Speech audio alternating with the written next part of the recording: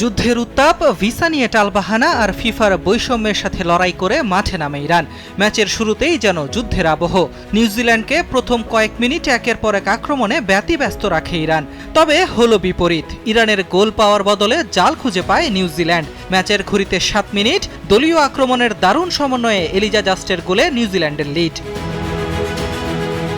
এরপর ম্যাচে ফিরতে মরিয়া হয়ে ওঠে ইরান। ফার্স্ট হাফের 33 মিনিটে আসে কাঙ্ক্ষিত সেই গোল।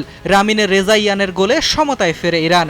এটি যেন গোল নয়, বরং অনেক কিছুর জবাব। ফার্স্ট হাফের অ্যাকশন ছিল এ পর্যন্তই। আমাদের উঠে দাঁড়াতে হবে, স্পিড সকল অন্যায়ের বিরুদ্ধে রুখে দাঁড়ানোর এনার্জি পার্টনার। জমজমাট প্রথমার্ধের পর সেকেন্ড হাফ দিচ্ছিল রুদ্ধশ্বাস লড়াইয়ের আভাস। হয়েছেও তাই। 55 মিনিটে আবারও এগিয়ে যায় নিউজিল্যান্ড। ম্যাচে এলিজা জাস্টের দ্বিতীয় গোল। তবে রানে ভঙ্গ দেয়নি ইরান। মিনিট 10 মধ্যেই সমতায় ফেরে তারা। এবার রামিন রেজাইয়ান করলেন অ্যাসিস্ট। মোহেবির দারুণ হেডে স্কোর লাইন 2-2। গ্যালারিতে ইরানের উচ্ছ্বাস ছিল চোখে পড়ার মতো।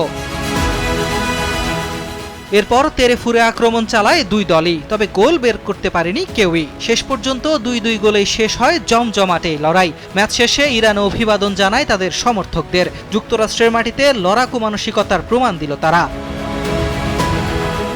আহমেদ নাহিদ, স্পোর্টস ডেস্ক, দেশ টিভি।